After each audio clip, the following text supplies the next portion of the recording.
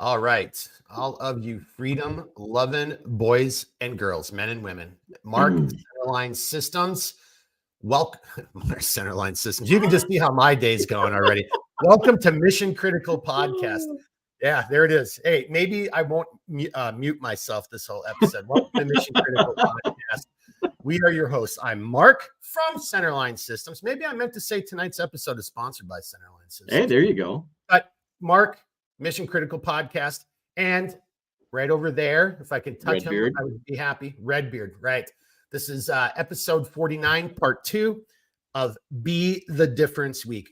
Redbeard, if you would be so kind as to not screw up the intro as I just did, and tell everybody again, what is Be the Difference? What is Be the Difference Week? What are we trying to accomplish here, sir? Well, first off, I want to say that may be a tall order because I'm along the same lines as you. It's been a wild week, not just a day. But essentially, look, Be the Difference Week again is something that Mark and I had talked about because we weren't sure if the original idea that we had was going to fit.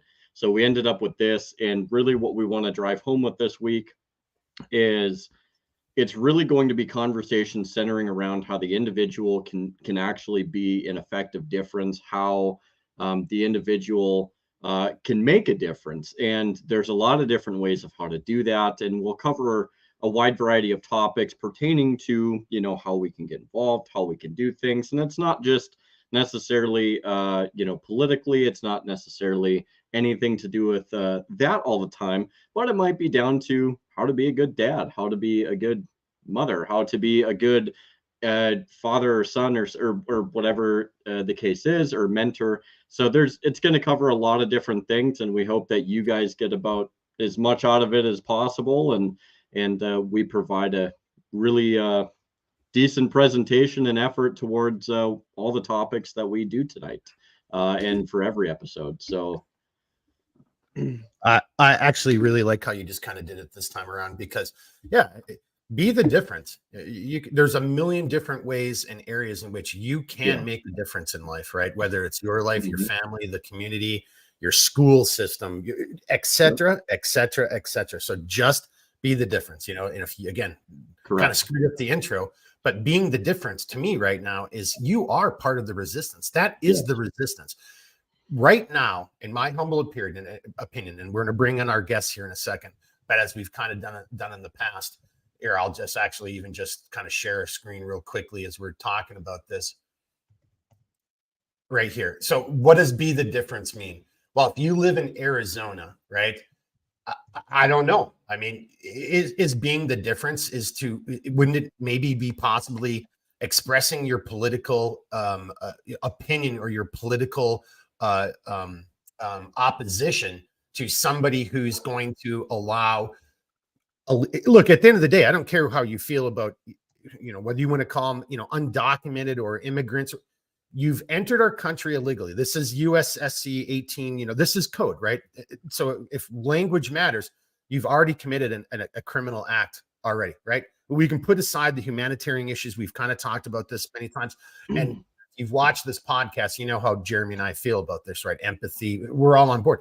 But illegal activity is illegal activity. So what does being the difference mean?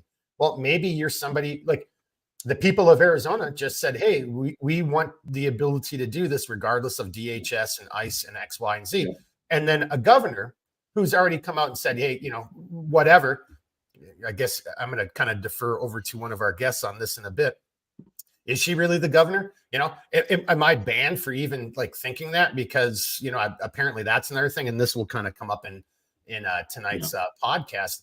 Being the difference can just simply be raising your voice, and you have a right to free speech and expression, right? Raising your voice and saying, I'm just not putting up with that crap anymore. And that doesn't pass muster with me. So on that note, why don't Redbeard, unless you got one more little thing to add to that? Well, I just wanted to say too, just because that a governor does something like this, and I want to speak in a somewhat general sense, like it doesn't mean that that's the be all end all. Like we as individuals in our states, we have the ability to make that change. If you don't like what a governor does, then it is incumbent upon you to then help fix the wrongs in that particular system. It's much harder done than said, but you do have the ability to do that. And so I would implore both the people of Arizona and likewise the people in Minnesota. Lord knows we have our own issues here, Yeah, right. and everywhere. If you're not happy with how things are, then you need to get involved, and you need to start doing the things that will ferment that type of change that you want to see. And so I'm going to kind of skip a little bit out of order based on what you just said, but I think this is important for our guests before we bring them on. To your point, it can be something, again, it's just raising your voice. And so if you disagree with a politician, and of course that's easy to do, right? Is there a politician out there in the history of politicians that you actually totally agree with?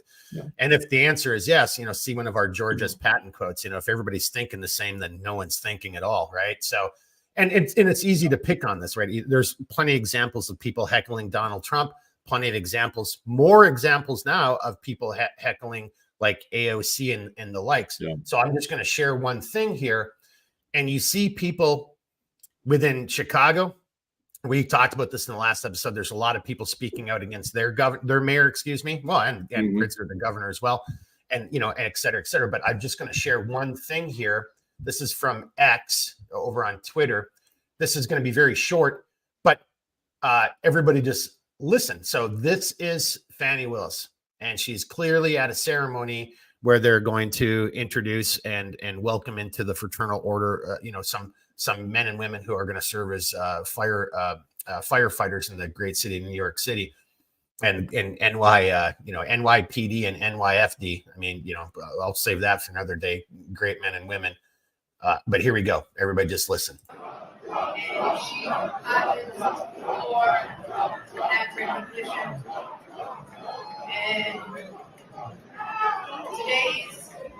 today we are making history, swearing in our first African-American woman chaplain of FDN. So what we just saw there was that, again, what I think Redbeard and I have both advocated in the past, and I've got to give props. Maybe it's one of the reasons I really appreciated liberals back when I was a kid growing up, because they stood for something and they spoke out. I do believe that all men and women who believe in freedom, now more than ever, we are the resistance. It's time to start speaking out, and you have a right, and you have the ability to voice your opinions, just like that crowd clearly did the moment she stood on stage. Because I would assume, and it's an assumption, but there's a group of people who are like, I don't want you here sullying and tarnishing the good name of NYFD, right? You can just feel it, right? Everybody knows a sham and a fake and a mockery when they see it. Correct. So on that note, let's bring in our guests. Let's introduce one at a time here. We're going to bring in a new guest who, in my humble opinion, doesn't require any introduction, but you guys don't know him. I do, right? So we'll bring him on. He can introduce himself. The man, the myth, the legend, the sheriff of Cook County, Minnesota, the second largest county, right? I think that's the second largest county in Minnesota. We've got Pat. Pat, if you don't mind saying hello, telling everybody a little bit about yourself, and then maybe just don't tell the truth about how we had to bribe you to get you on the show tonight. Well, hi, everybody. Thanks, Mark and Jeremy, for having me on. I really appreciate it. Yeah, man. I'm Pat Eliason. I'm the current sheriff in Cook County, Minnesota. This is my third term as sheriff. I've been in law enforcement for over 29 years now. I've seen a lot of changes, and like you guys were just saying, there need to be more changes, and there need to be better changes. So I'm just going to leave it at that. But I live in just north of Grand Marais with my wife Valerie. We have 2 daughters, and we're just up here in Cook County living the dream. Right on. And excuse me, but correct me if I'm wrong, but you don't know the first thing about heavy metal or rock and roll, do you? Okay, yeah, you tapped into that. Anyways, yes, I am the lead singer and rhythm guitarist for a hard rock band. I am also a solo act. I play a solo act, and I also play and another band which consists of all sheriffs in the state of Minnesota. And we started this band to we would go play for charity functions for any first responder family. If your child was going through something that you needed a fundraiser, we'd go play these shows for free, and we still do. So if you know of anybody who needs a hand and they want some music to conjure up some money, give me a call and we can make that happen. Hey, so I'm going to bring this to this view. I actually did not know that. Again, this is an unscripted show, and I was unaware of that. Excuse me. Can you provide whatever details that you can right now for how people, if they live in this, and again, this is Minnesota, correct, Pat?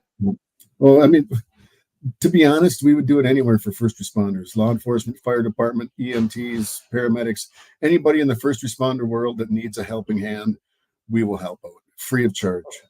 So can you tell then how do people reach out to you? How would they find you to be able to, if that unfortunate situation presented itself and they were going to, reach out to you guys to have you as part of that event or whatever, how would they do that?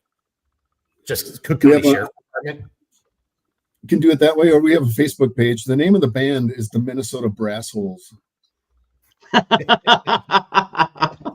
Well done, sir. Well done. I like that already. I like that. All right. So Minnesota Brass Holes. Is that your Facebook page or is it? That's the Facebook page. Minnesota Brass Holes. That's on Facebook. awesome. Or it's Cook County, not the Cook County in Illinois, but Cook County, Minnesota Sheriff's Department. That number is out there all over the place, and you could probably reach out that way. And see, so right there, without even, again, not scripted, that's another way that you as an individual can be the difference in your community, right? It doesn't always have to be, we always kind of think in these grandiose terms that it's going to be like, oh, I've got to do, this, that, or the other, something, no, man, every little bit helps on so many levels right there. So I applaud you. I did not know that about you, sir.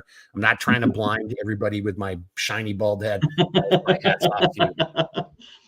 All right, now let's bring it over to, and we'll come back to Patrick here. We're going to come back to everybody, but let's bring in another guest. So let me just kind of take Pat off for a second. And then you've seen him before. He does not need an introduction, as we've just said, but he should still do it. And specifically, if you don't mind this time, DB, I want you to kind of focus on Reno Dads, sir. Because it's been a minute since we've talked Reno Dads. Can you tell everybody who you are and what Reno Dads is all about? Yeah, so of course, been on the show few times, many times, a lot of times. Name's DB, David. I'm, I go way back with Mark to our old CIA days, overseas, that kind of fun stuff. All the shooting and cool stuff that happens over there, right? And at least that's what I tell everybody. But the important part Those are stupid enough to listen. The important part is I now am in Reno, Nevada, raising my family, 2 boys with my wife. And about 7 years ago, I think 2 days ago, so that was our anniversary 7 years ago, we started an organization here called Reno Dads. And the idea was just to communicate out to our community what's out there, how to do things, how things have not so much advice, but giving examples of, hey, this is what situation I was facing, this is what worked for me, and this is what didn't work, right?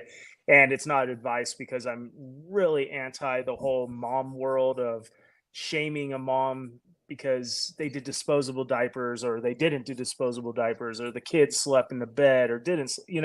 There's a million different things that divide the mom community over the right way to raise a child. And I think dads are a little bit more forgiving. I could tell you all the 50,000 things I've done wrong. I'll happily admit I screwed up a ton.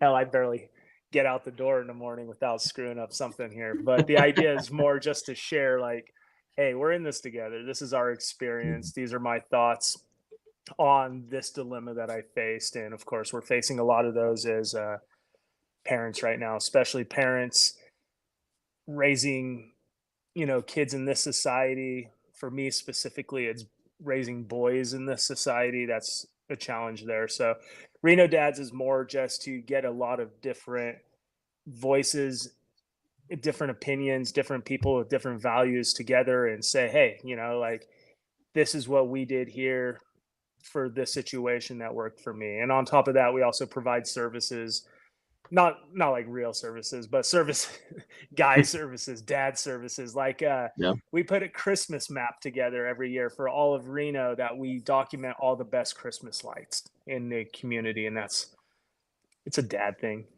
so people could just go to this map, plan their night, taking their kids out around to the park.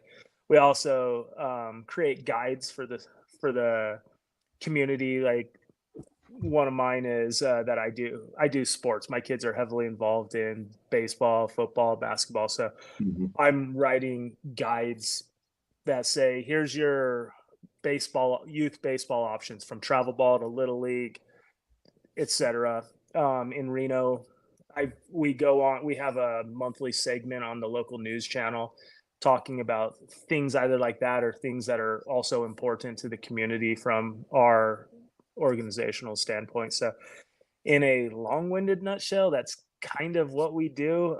We're a little slow now because our kids are getting a bit older, and I spend more time dealing with my older kids and their activities now than when they were little. So I spend a lot less time writing and a lot more time actually being a parent and less time writing about being a parent. So we're not in a hiatus, but Reno Dads has slowed down from our original mission because life happens, so. But in a nutshell, right on.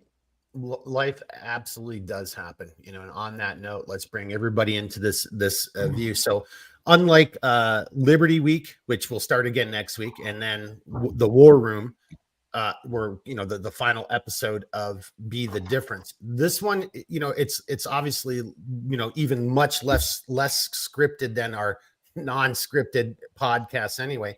So I think on that note, I just kind of want to throw it back over to our guests, and Redbeard, chime in if you've got something specific as well.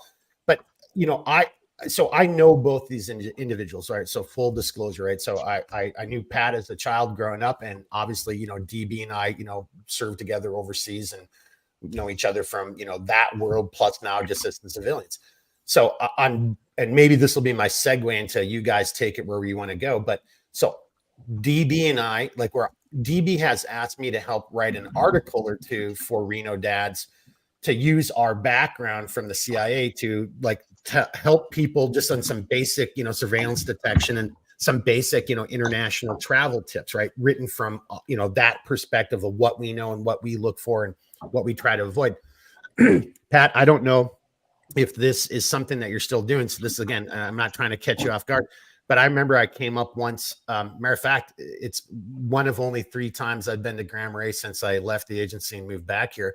And one of them was to come up with you, and we talked to a group of students at the school. Is that something that you're still doing, Pat? Or for both of you, you're taking those examples. You see the direction I'm going. The gist is, how do we make the difference? What can we, whether you're a sheriff, whether you're a former cool guy like DB, what can we do now as just dudes? I mean, not that you guys are just dudes, but what can we do now? What can we as men and women do to be the difference? Pat, I'll come to you first. Or maybe sure. not. Yeah, back then when you came up, I was what's that? Oh no, you just froze sorry. for a second. We got you now. Yeah, we got you. All right. Yeah, so back then when you came up and spoke with those young men, at that time I was coaching football and basketball at the high school. I was a deputy back then, so I had the time to do that. But when we coach, especially football, the group of coaches that I was with, we had this program. It was called Men Built for Others, and we would not only coach football, we try to coach these young men in life. And the Men Built for Others program was basically, not just being a good person, but it was setting an example in school. For instance, if you walk in the lunchroom and you see a kid who's being ostracized or picked on or whatever, or some kid who's always sitting by themselves, the football team would rally around that kid, go sit down, have lunch with them to show the rest of the school that, hey, he's still a good kid. There's that. Excuse me. Not viewing girls as just sexual objects, viewing girls as a future life partner, someone that you're going to probably rely on just as much as they rely on you. So things like that. So we took coaching football, we tried to take it to the next level and instill in these young men that there are more things in life than sexual prowess or who has the most money or who has the biggest truck or the coolest looking car, the best clothes. That there's something inside of you that is bigger than far bigger than any of that, and you guys need to work on that and find out what's working for you. But in the end, you need to be a man built for others. I don't know, Redbeard. I did not know Pat had done that program, and I have not heard of a program like that. But I love that of working with those youth within that high school, because that's your community, right? Those are the children of all the other members of your community. And I think this really ties into DB. So I'm going to definitely kick it to DB next. It's the same. It seems like the same concept. Using those young men that you're tutoring, you're mentoring, but you're also training, how to be football players. Again, you're playing a game which has its own set of moral principles and values and benefits to it. And then using that to take it beyond the gridiron, take it beyond that, the 100-yard, whatever your pitch is, or the baseball diamond or whatever, and helping them and realizing you're not just an athlete here, right? You're not just a high school or collegiate level individual participating in a sport. People look up to you, right? It's just a simple fact of our society, right? I mean, does anybody disagree with that? I mean, we put, look, whether right or wrong, we put athletes and musicians and entertainers, we put them on a pedestal. So why not, assume that role and take the mantle of like, well, then I'm going to be a leader and I'm going to use my position for being the difference in my community. Pat, was that a pretty fair way to sum it up? I mean, I really like that. Did not know that you were doing that before. Yeah, that's exactly what we did is and just like you said, we told these student athletes that you will be looked up towards in school. I mean, the other kids in school know that, hey, Jimmy over here is the star quarterback on the football team. He's not so concerned about going out on Friday night and getting loaded and getting laid. He came over here to see, walked up to me in the hallway and said, "Hey, how you doing? Or how are things going with you?" Even something as simple as that would show the other kids that, hey, this he's not an asshole. He does care about us. And so that's, like you said, that's how we tried to play it off on them, using their position for something better. Yeah. You're muted, Mark. That's the first time tonight. That's one. All right. We'll see. I'm going to come up with some weird little thing where I can do K's like in baseball for every time I screw that up. There's number one tonight. Tally counter. Hey, I'm not going to, well, actually it's technically number two because I did my live stream for Centerline and I started off the live stream doing the same damn thing. I was muted and it was just me. I was muted. So DB, how does that program resonate with you?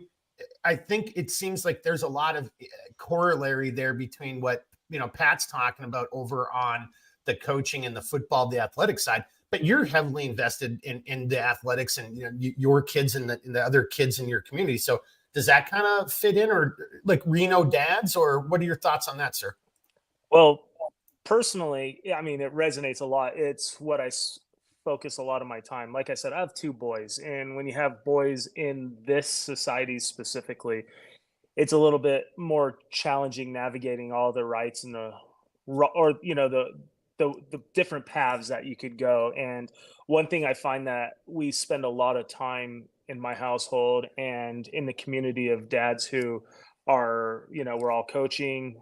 All our kids play together. They're growing up together. They're playing football together. They're playing baseball together. Hell, basketball together. Of a basketball game Saturday where 5 of my kids have a baseball tournament out of state. So like they're all together, so we spend a lot of time talking about our own values, and how to help shape our boys into the men that they need to be. And it's exact same things that Pat's talking about, the responsibilities they have as the athletes, as the visible kids, as the popular, generally speaking, kids who others look up to, and that the responsibility that they have to not be the assholes, to actually be better people. And I think that's where talking about values comes in. Values of protecting the little people, values of standing up for what you believe, standing up for what's right, even if you're going to get in trouble. And, we use the cliche of, if someone hits you, you keep going, right? You don't start a fight, but you end it. And I understand that's considered part of the toxic masculinity culture, if you let the rest of society dictate the terms. But the idea is the same. We got to teach these kids to be men who stand up for themselves, who stand up for what's right. And it's just one of those things that raising boys in this society, navigating all the different rules and the different standards, specifically in school isn't geared for boys anymore. It just isn't. I have two boys who are going to throw baseballs, who are aggressive, they're competitive, they want to be tackling out on the playground. That's what they do. They're just classic, typical boys, and that stuff's frowned upon now. It's discouraged. The boys are being taught, or they're being conditioned, that they have to behave a certain way, and the only responsible way to behave in school is the way girls behave, right? It's to not be competitive. It's like, it physically, at least, to not be aggressive and swing bats and do all this kind of often dangerous stuff, right? So navigating that world has been an incredible challenge. It's one that challenges everything I believe, because you can't just call the school and bitch at them every single time your kid gets his football taken away because it flew into somebody. Like, trust me, it's this is a constant in my life, right? But it's in my face more than I ever thought it would. It's one of the, I guess I got a glare on my camera, but it's just one of those things that's just everywhere right now. And we're just talking the general raising boys. I haven't even gone into the very leftist type of schools that are instruction that you're happening in the educational system, or even in the hallways, that kind of stuff. Like, I'm not even talking about that yet. I'm just talking about letting boys be boys, letting boys develop into the men that they're going to be leaders of our society, and not be the ones who give our society all the bad things that are happening now, right? So it's a challenge, it's a constant, but we do it through sports, we do it through fatherhood, we do it through the tight community that I have with my son's friends as dads, right? The guys I coach with, the guys we've built our own little community together. And one of our quasi proud achievements right now is there's about 8 or 9 of these kids, amazing athletes. They just competed in the national championship tournament for football in Florida. They played in the state Little League state championship. I mean, these kids are awesome. They're doing really good. And in our area specifically, it's a little bit on the affluent side. So there's the private Catholic school. There's only one private school in Reno. So our community tends to split all those athletes between the private school and then the public school, which is just as good. And we've kept all the kids together as a team, as a family, as a brotherhood, and they're all going to go to the same school together, which is the public school, which is literally just as good. But it makes me proud that we got that many dads and moms who share the same values, who believe the same things, who have the same vision for their kids, and know that, hey, this is really how we want these kids to grow up. We want them to grow up as part of this community. And it's, knock on wood, it's happening. And it's exciting to watch it happen, knowing that my son is surrounded by good people all the time. He's surrounded by good friends whose parents are good, whose parents I trust, whose parents' values I trust. It's awesome in a world that's confusing, that's kind of scary, that doesn't always seem to be, you know, Well, friendly and towards us. and I don't mean to say that it's not a matter of trust or mistrust, but like Redbeard talked about this and provided some examples before, and on the last couple, a couple different episodes. There could be people and parents and people in your community that you are on maybe on opposite sides of a political spectrum or issue X or whatever the case is, but there is that common ground, and I don't see how children can't be the common ground. Right? I mean, I just like, dude, it's our kids. You and I could debate and go to the polling booth and, like, let the best person win, in the general election, X, Y, and Z type of thing. But when it comes to our kids, I'm just thinking of that example of like Florida, where, here's a guy who's wanted for rape in Oregon. He's an illegal, right? And I'm not even going to debate that. Right? It's already a crime. It's on the books. That is the official terminology. He's in the country illegally. He's arrested in Florida for driving without a license. He's wanted for rape in Oregon. And then the federal government isn't going to do anything. There's like, well, you just got to. And then so Patrick, bringing it to you, Pat. Sorry, we've got somebody else that I know is called Patrick. I didn't mean to say so too many. but that sheriff made a stink and went out there and made an announcement. It's like, hey, look, I cannot hold this person. I'm constitutionally bound to let this person go. It's the federal government's responsibility right here, and they're not stepping in. And this guy is wanted for rape. Well, that got a lot of attention, and I think it got resolved. But on that note. And then one last comment, and then I'll bring it over to you, Redbeard, to ask questions for these guys. But Pat, don't let me forget that. I want to circle back to that because you are a sheriff, and this was a sheriff in Florida.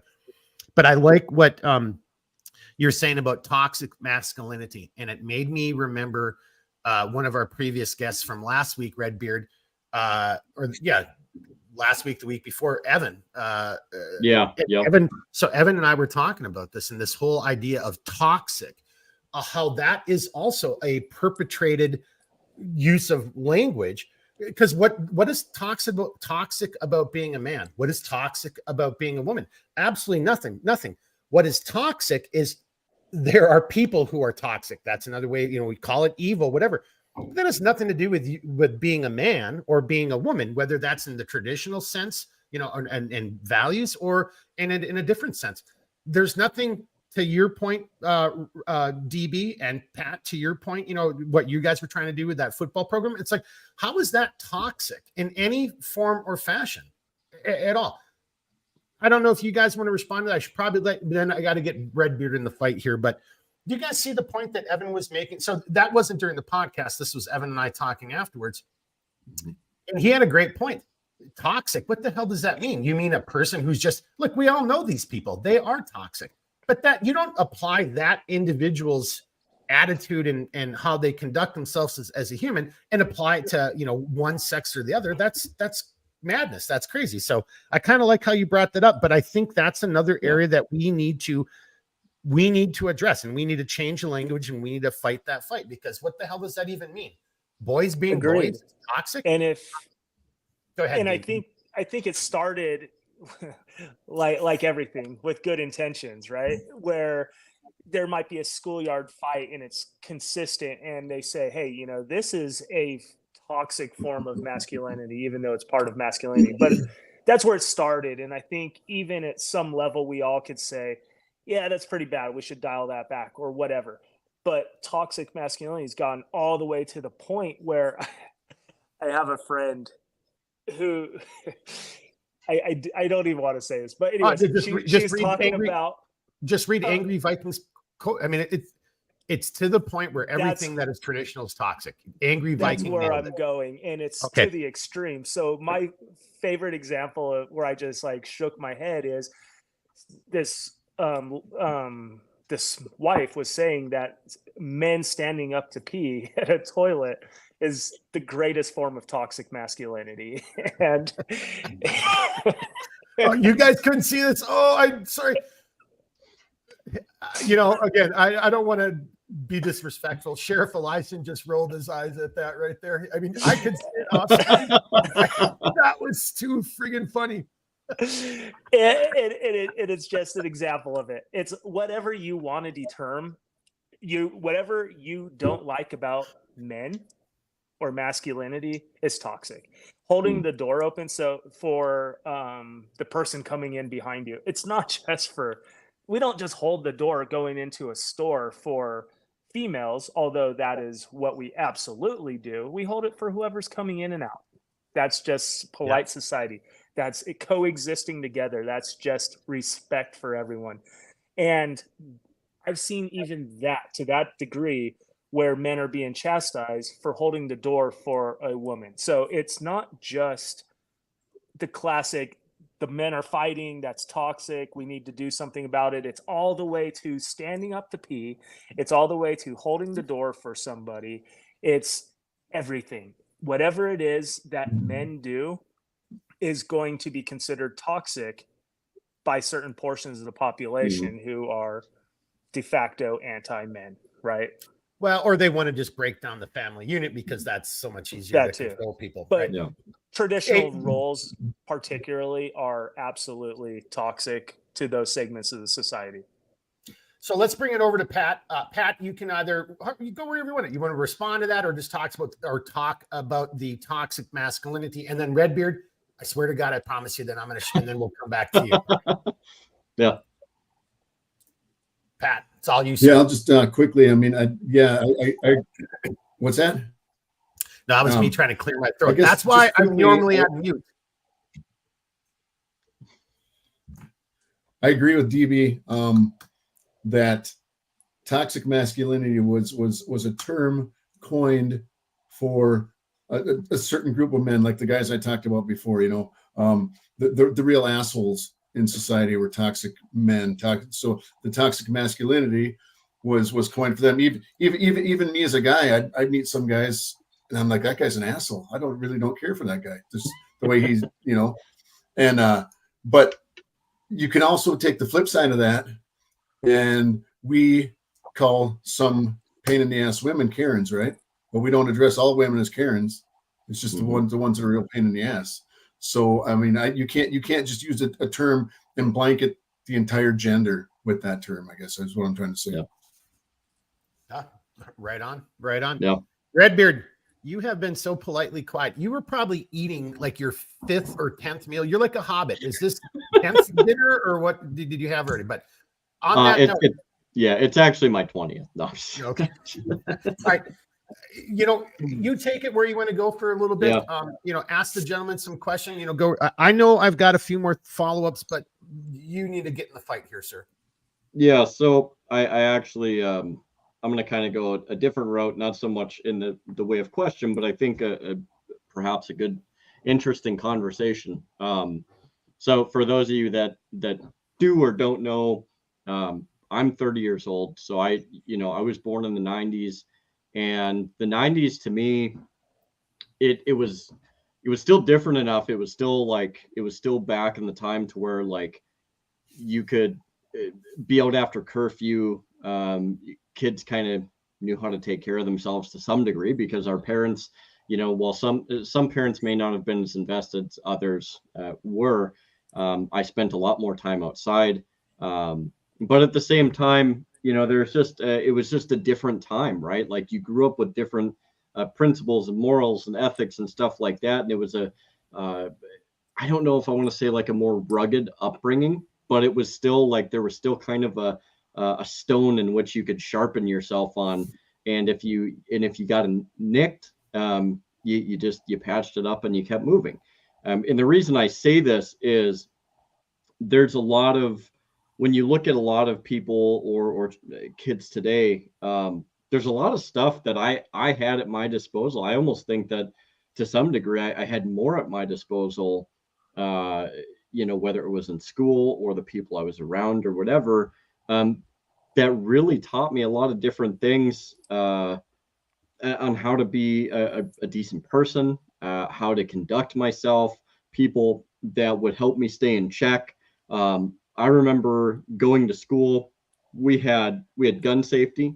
We had martial arts and boxing programs along with wrestling programs. Wrestling is still there, but we had a lot more full contact programs. And and like Mike said, a lot of the time that we spent, like, we had computer labs, but we spent a ton of time outdoors. Like, if we weren't actively sitting in a class, we were outdoors, or even some of our classes took us out in nature. We went hiking. We would go to nature preserves. We would go to parks. We would go to a lot of different places, and you would actively learn. You would have entire days set aside to go out and actually learn about something other than just sitting in a classroom. Because back then, there was also more of an emphasis, I think, where teachers were, you didn't have the politicizing in the classroom as you do today. A lot of teachers, if you had a problem,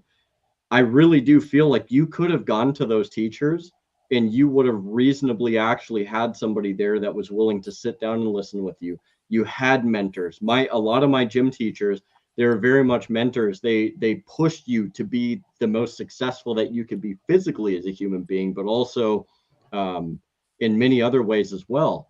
And so I think there's a big difference, and it's weird because it's not even that long ago, right? It's only literally 31 years ago now, and how much things have changed. So I am a big believer that our children, now more than ever, especially, are definitely our future, and we have to really invest in our children. We have to be mentors. We have to teach them how to be service to others, because service to others is not only fulfilling as you, the individual, but it shows you how you can actively pursue things like empathy, how to help each other, how to just do a good thing and do a good deed.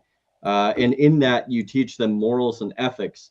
And there's a lot of different things too that, like, we had foundational skill building. So a lot of the outdoor things that we did, like, we learned how to start fires. We learned how to do a lot of different things. Even the scouts back then were vastly different, because we still had the sub-zero hero things where you were put in inclement weather and you were taught hardship. And I'm not saying that there aren't organizations like that today. Clearly they are, but we need to proliferate that so much more, because it was a difference between generations, unfortunately to say. Let me take your comment, add our side conversations that you and I have, late at night, or, which is way more fun than going to the bar. But let me throw this over to DB and Pat as well. So to Redbeard's point, we're talking about these foundational, level skills and these things that we grew up with. Now, Pat, I grew up with you, and I know what Redbeard says. I mean, it resonates with me. Like, I remember, riding motorcycles on the power line. You see a grouse. You already had your 22, your 410 with you. You shot it. You dressed it out, and you made a fire, and you ate it, and that was lunch, right? So where can we be the difference as men in the world? And this goes to DB as well, along those lines, because I think, and Redbeard, I don't want to speak for you, but I feel like I know where you're going to come in on this. Yeah.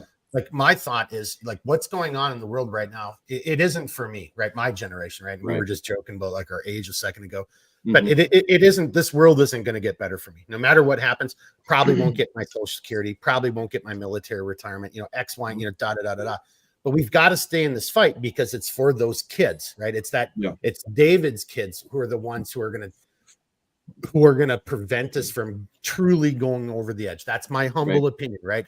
We're in a fight, and it's not going to be won easily, and it's not going to be won tomorrow. This is a generational type of warfare. We're trying to, change, hearts and minds, right? Maybe that's the SF thing, right? But Pat, DB, I mean, do you guys kind of feel that way? Or, and again, trying to tie this into, if that is indeed true, then how do we be the difference? Because, there's the difference right now in this conversation that we're having, and using this technology and people watching it.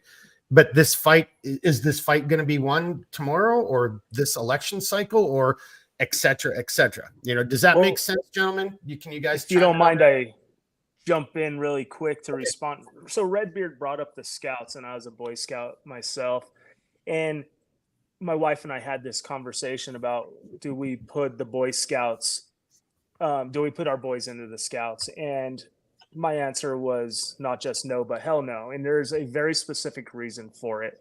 And it's not for what they do right, it's what they do wrong. And this is where we can improve our society. And again, I go back to Reno Dads and our mission and then my own personal values, but men need to step up. You could go into any Boy Scout den in the 80s, where I grew up, well before you were born, apparently, Redbeard. Shots fired. Whoa. But you know, in my opinion, Boy Scouts should be teaching men should be teaching men boys how to become men. Yeah. When I was growing up, and this is the same across many places, I know there's other people have different experiences, but when I was growing up and when I looked at the local Boy Scouts here, the men only come to get involved when it's a camping trip or when it's some heavy lifting or using tools or whatever. But 90% of Boy Scouts is moms taking boys and teaching them how to be men. That's our fundamental problem right there. Men, us, all of us need to be the ones who step up and teach these boys how to become men in our way. You want them to emulate the proper values, we have to be the ones who emulate them, right? Or who have to demonstrate those values. And this isn't a dig on moms. Moms are the most important things in a child's life. Full stop. There's no question in that.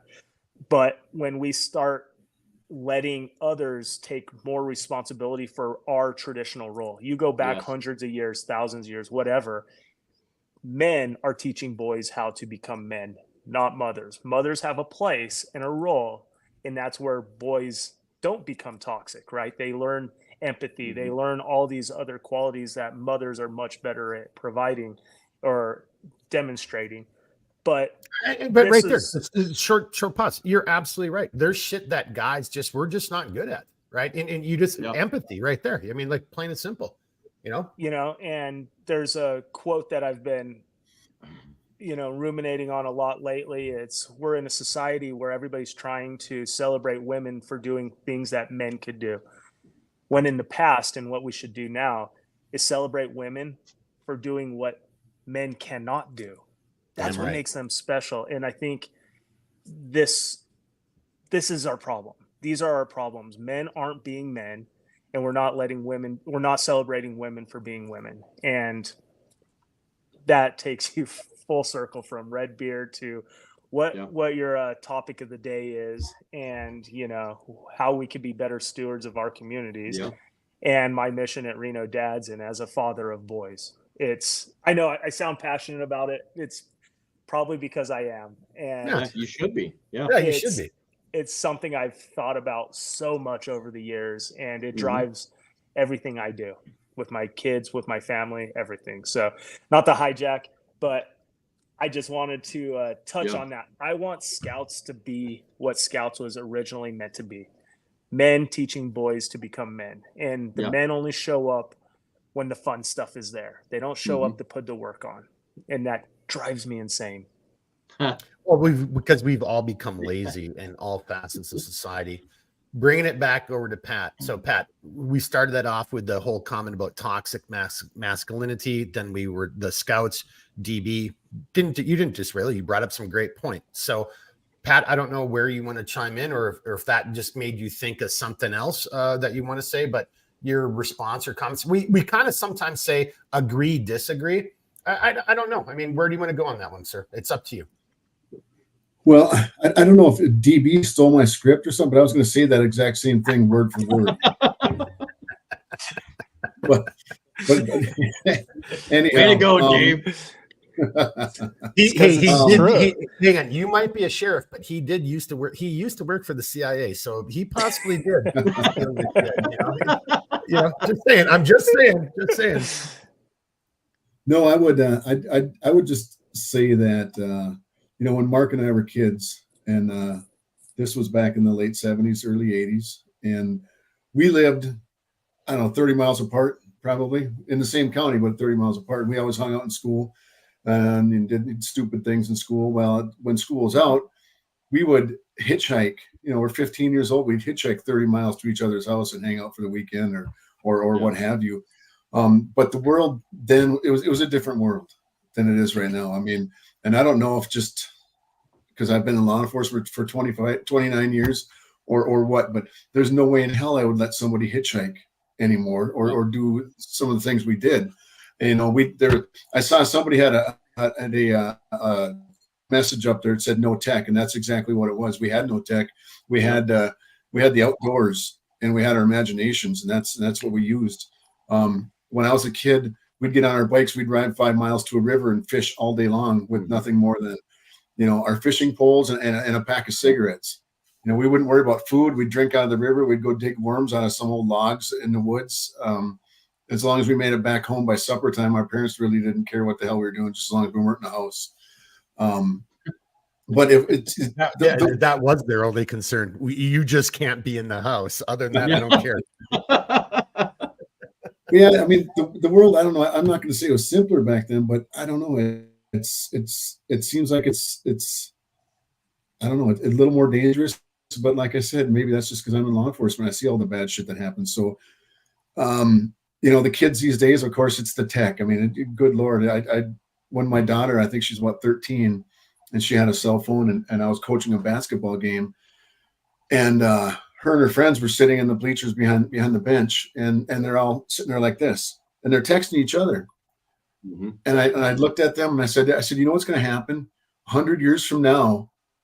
I said, the human race is going to be, I don't know if you guys remember the show Land of the Lost, but I said, the human race are going to be slee stacks, because we're going to have these big mitten hands with these big thumbs, and we won't have any vocal cords. We'll all be like,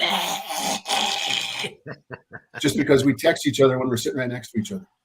And I was joking, of course, but I don't think I'm joking anymore. Yeah.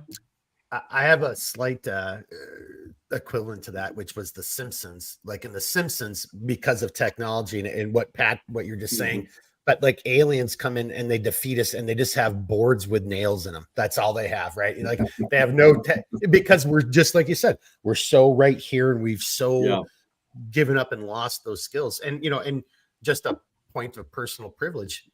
And Pat, you may not remember this. Maybe this is a little memory lane here. I gotta wish you were drinking. I wish we were having a beer together right now. But you had a relative, and I'm going to be careful because I don't want to get anyone in trouble. And I had a crush on her. And like you said, I think we were 15. And my parents, being parents of that age, they weren't going to drive me into Grand Marais, 30 miles away. They drove me to Lutzen, where one of them had some business to do. And then I was going to hitchhike all the way to Grand Marais. What is that, Pat? That's 15 miles at least, right? 10 miles. Yeah. How many? 10 miles. That's 10 miles from Lutzen to Grand Marais? Oh, no, Lutzen, no, 20 miles. I was thinking Cascade, sorry. Oh, it's 20 miles. So I'm even wrong. I just remember trying to hitchhike, and I just got so frustrated. I just walked that whole distance as a kid. Yeah. I was 15 years old. I walked that distance into Grand Marais, where Pat's from, so I could hang out with him for the weekend, stay at his house, because one of his relatives was up and I had a crush on her. That's what we did as kids. So as Pat said, we were pretty stupid. I mean, but whatever.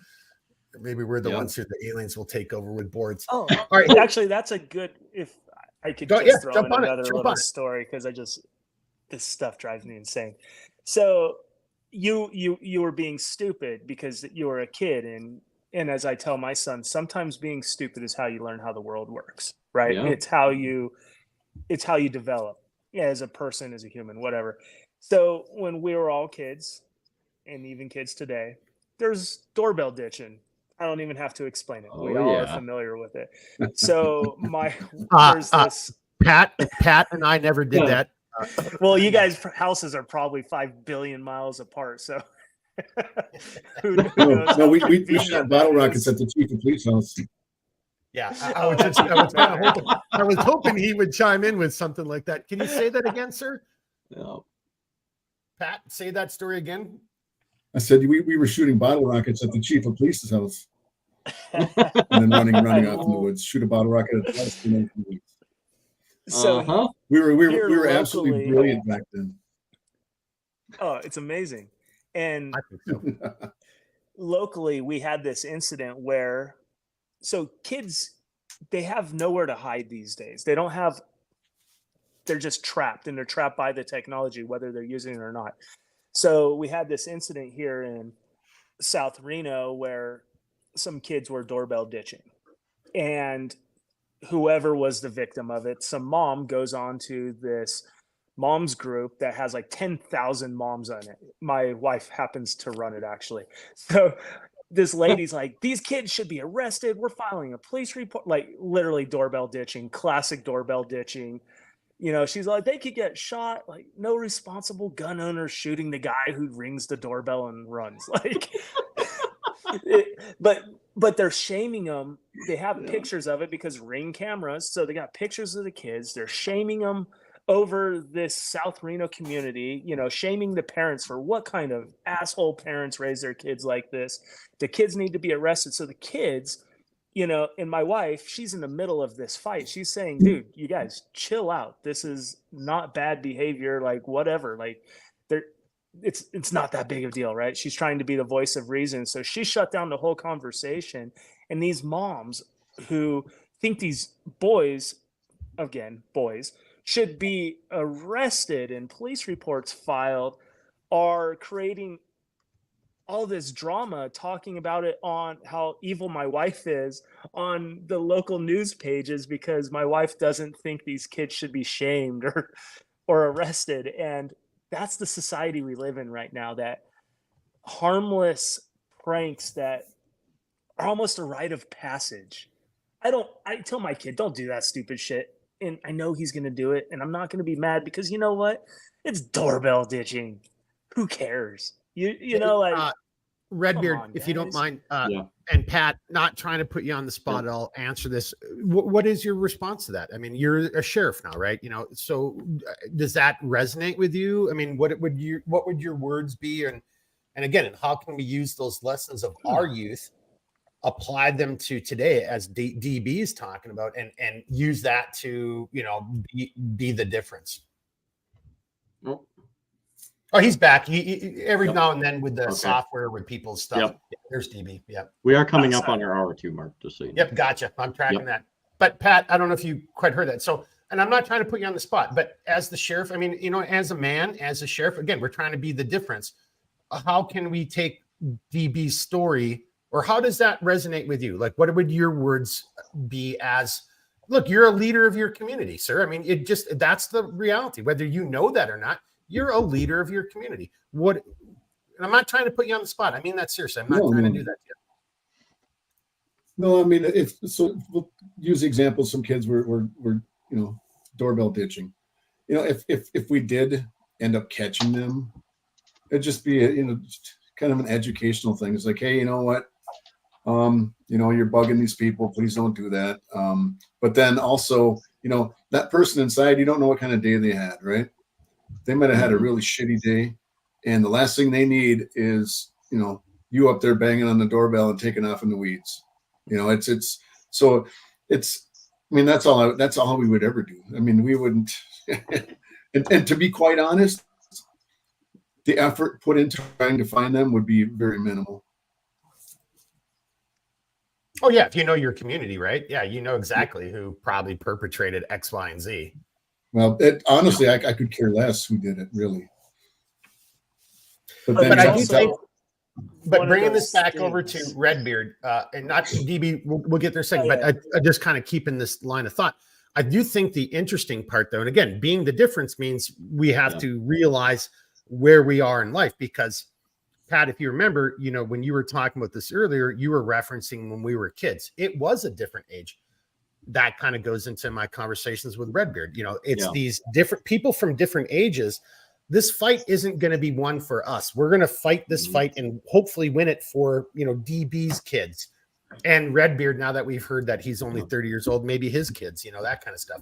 You know, well, he's not old enough to have children yet. But anyway, but seriously, you guys both brought up great points. Where Pat, you know, in today's environment, even those little pranks like, you know, smashing pumpkins, you know, and all that crap we did as kids, you know, people are just really on edge and freaked out. And to DB, to your point, you might get a Karen in your neighborhood who, you know, Pat didn't respond fast enough at her, you know, according to her, And so the next time somebody like, does something to her mailbox or leaves that, TP on, she might freak the F out. So, I mean, there is a little something to be said on that, right? I mean, I don't know. I just kind of glommed onto that because you guys both brought up great points.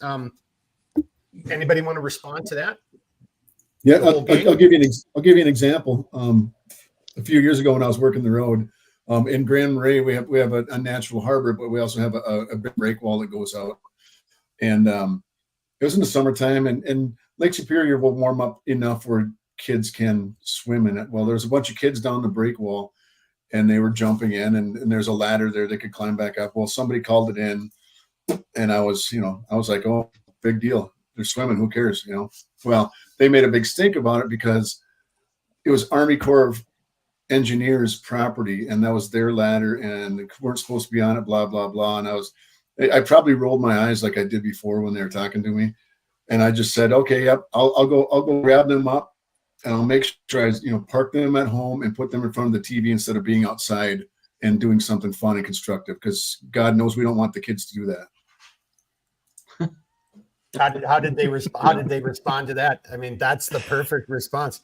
Yeah. Okay. You know what? We'll lock them inside your house for the weekend because you'll really love that. Back to the other points, like, Pat, your point, like, no, the parents didn't care what you're doing as long as you weren't in the house for a couple hours because, right. type of thing. Yeah. But that's a great point, right? How to be the difference as a mother or a father, to Pat's point. Would you rather be complaining about kids out there swimming? Okay, look, shit happens, and we've all grown up with it. And I'm not going to go into the stories. Pat knows them as well. Like people drowning or people being injured. Hell, I could tell a million stories of when we almost died as kids doing stupid shit, right? But we did, but it can happen. But but what would you rather have? Them just being, couch potatoes and sitting inside the house and vegetating? I mean, DB, thoughts? Is that what you'd rather have, or would you rather have kids out there being kids? So my wife and I, we go for an hour walk every morning, take the dog out before the kids are off to school or whatever. And all these issues, just whatever comes up, and we have, this is just how our relationship is. And we're talking about, she always says, men are stupid. This is why they die early. And I'm like, exactly. We take risk. And that's what is part of our genetic code, and it's always going to be part of our genetic code. It just, men take risk. We're going to go out into that pond. We're going to swim. We're going to jump off the rocks. Yes, it's stupid. Yes, people are going to get seriously injured or drown or die, whatever. That's not saying I don't want my kids doing this shit. I don't want them getting hurt, but part of me knows that they have to go out there and test the limits a little bit. They have to go out there to figure out what kind of risk do they have the tolerance for? Because I hope they're going to be leaders someday, and they're going to have to know what kind of risk they're willing to tolerate to better their own communities, whether that's to go serve their country. That's not safe, right? To go be a police or sheriff right now, that's not safe. But these are the risks. We need men with the tolerance of these risky behaviors. And where do you develop the tolerance of risk? Growing up doing things that are moderately risky. It just is what it is. And this is just what makes boys men. And yeah, we can't stop them from doing that. We can't put a phone in front of their face to protect them. We have to let boys go do a little bit more dangerous things. And I'm not singling out boys. I love the girls, but we all know girls are more interested in different things, right? Boys are different. I know that's probably the most controversial thing said tonight, but boys and girls are different. And wow. Yeah. Hey, that was so controversial. We better end it right now. Can I go back and rewind the live stream? You off. Yeah, right. Hey, so a little kind of intermission here. Redbeard and I have kind of worked this out over the last couple podcasts. Redbeard was the one who first identified something that we just inadvertently did. So right now, for anybody watching live and for our guests, if you need to use the restroom, whatever the case is, please do it, because I'm going to bring it up to me full screen, and I'm going to share. Hang on. I just got to share this little comment to DB's point. Yeah. Kindergarten Cop. I mean, if you don't know that movie, dude, I don't think you could have that movie anymore in life, you know? And that, Boys have a penis, girls yeah, have a girls. vagina. And it was such a Different. great, stupid movie, right? No, thank you, Mike. You're absolutely correct, sir. But hey, so if anyone needs to use the restroom or whatever, I'm going to pull up a couple. I'm going to share some screen, share a couple screens. I'm going to play a small clip. If you don't have to use the restroom, you know, stick with us. But this is kind of our little thing, a little intermission, giving everybody a chance to break. And then once we finish this in about 2 minutes, 3 minutes, and then we're going to come back to our guests and then, you know, kind of start going into that direction. So on that note, I'm going to bring myself full screen. So if anyone needs to use the restroom, or I'm going to bring myself full. I don't think, Redbeard, I don't think I've ever been full screen by myself. This will be the first time. Everybody can wonder, honestly, and this will be great. People can compare your bullshit beard to my awesome Gandalf beard. So I'll bring myself full screen and I'm going to share a couple things. If anyone needs to use the restroom, please do so. And here we go. So just a couple different, you know, events or news articles that we've seen just here in the last couple of days. You know, you heard me say this even the last time. Like, it's so hard to stay on top of the news. I don't know how you can do it, especially if you're DB and, you know, Redbeard, you know, Pat. I mean, anybody, if you've got a life and if you've got family members or, you know, children, it's so hard to stay on it. So we're not really trying to be a news outlet here, but I'm just going to kind of show a few things here. So first thing I'm going to share is this right here. So a war on free speech. So being the difference, what we're trying to do right now. Someone could say, well, Mark, Redbeard, what are you guys doing? We're doing this. I mean, I'm not a millionaire. I'm not Elon Musk. I'm not super influential. We're just trying to find a way to reach out to other, you know, just common sense based individuals and have a conversation. Because to the point that we've made here throughout the podcast so far, is like, we used to be able to do this. We used to be able to talk about this stuff. And I'm going to kind of scroll down. I cannot see you guys right now. I'm actually looking at the article so I can be here to highlight. But so the article, it's from Zero Hedge. Again, it's an economic, economics-based periodical, online periodical. But the title is "There is a War on Free Speech, and they won't ever be satisfied until it is completely eradicated." Free speech, that is. And the point here is right here. But if we are ever going to have a free society, people have to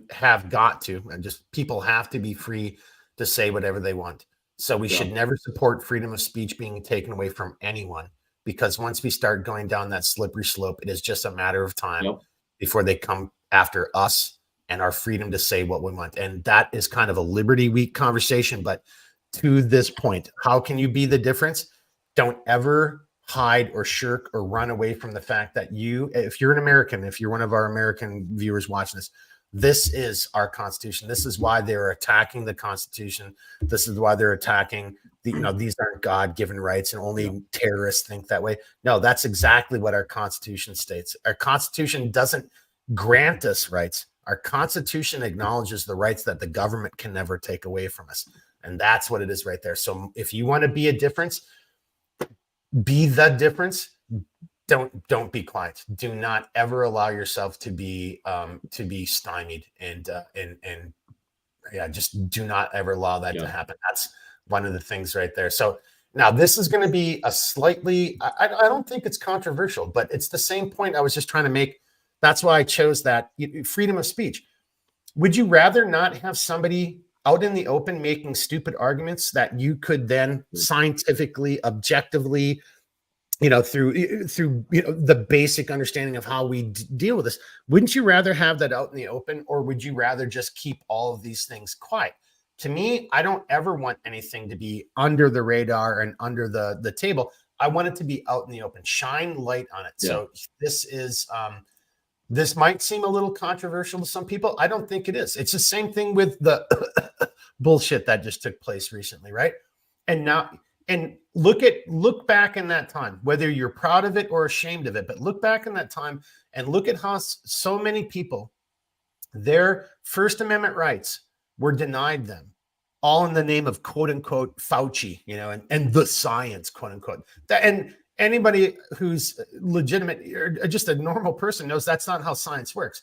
So this isn't an article talking about some files that were leaked from a healthcare group. And DB, I don't know if this really kind of falls into your world, but having to do with the pseudoscientific sex change experiments on kids and vulnerable adults. If we want to be the difference, we have to, as adults, as the stewards of our community, the parents of our children, we have to take a solid look at this. Is this real? Is this we've just now realized something scientifically? Or is this just some pseudoscience and some bullshit because some people are making a shit ton of money off it and they don't really give a shit what happens to your kids? So I'm just going to display it one more time. So this is over on Zero Hedge. You can look it up yourself. I'm just going to play just a snippet of this, which you can also see on Twitter or X. At the core of medical ethics is getting this informed consent from the people receiving the medicine or from their caregivers.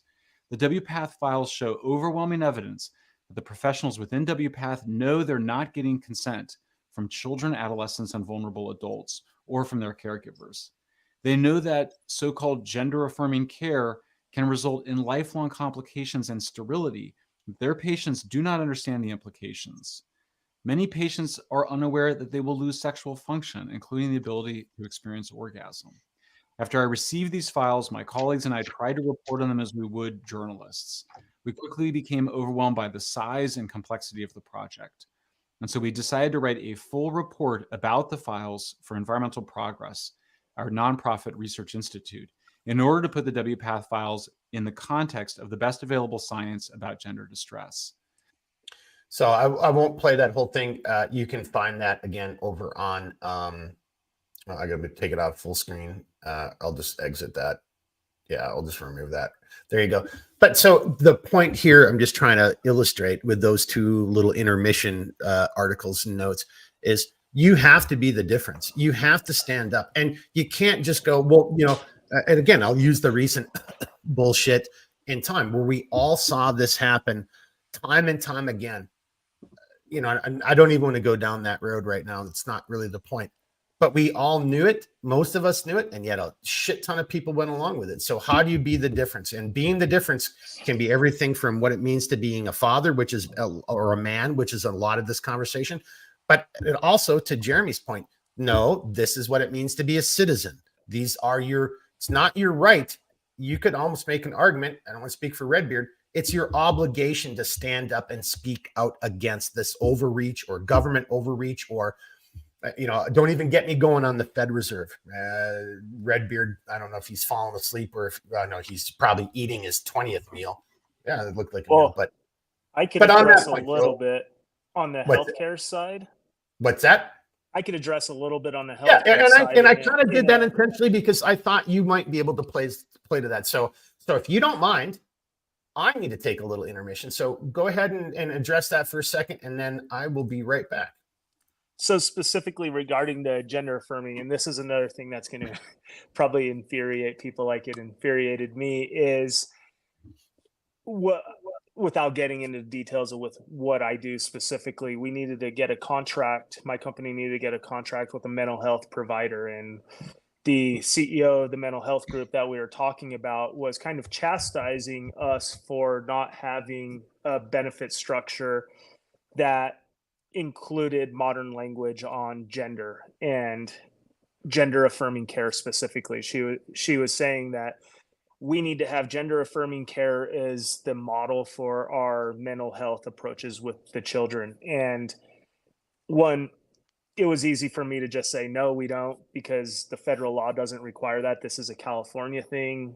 Like, we're not governed by California, we're governed by federal law. That's a little complicated, but the idea was more, she's chastising us on how we're running a plan based on her values, California's values, and this isn't a law anywhere. She just thinks that gender affirming care is the way of the future, and we had to put a stop to that really fast in that conversation to say, no, if you're going to contract with us, you're going to do what we ask you to do, and that's not part of what we're going to ask you to do when you provide our services to the folks under our plan. So it was right in my face right at that time. I had to actually consult a buddy about the entire situation so I knew if I'm contracting with this person, is this something I'm going to have to deal with? And we stood our ground.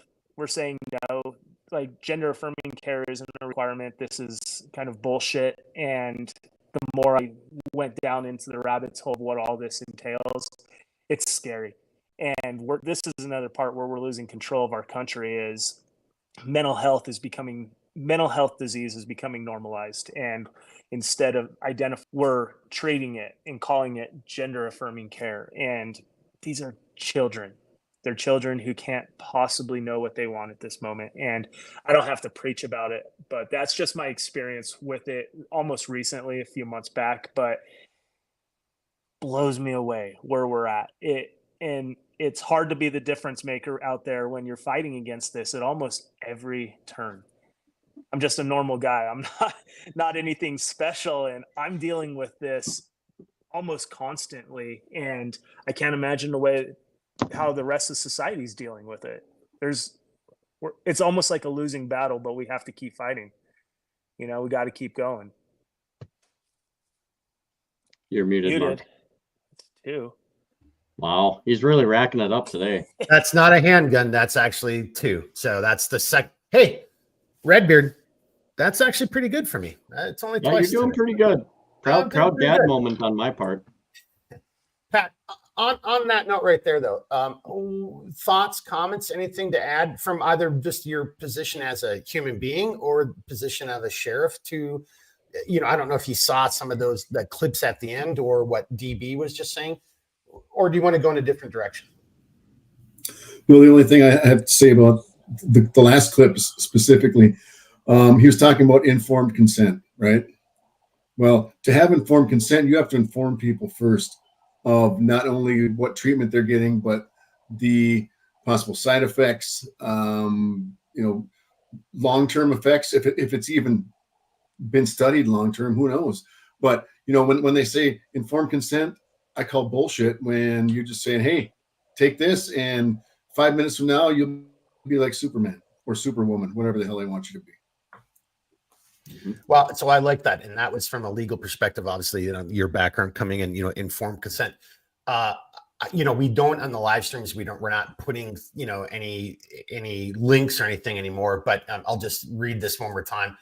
So this is over on Zero Hedge. The title of the article is Leaked Files Expose Influential Transgender Healthcare Group Pushed Pseudoscientific Sex Change Experiments on Kids and Vulnerable Adults.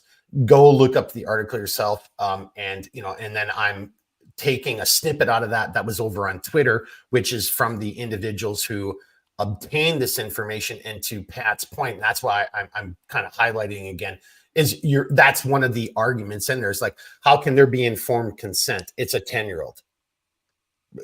Like, how does that even make sense?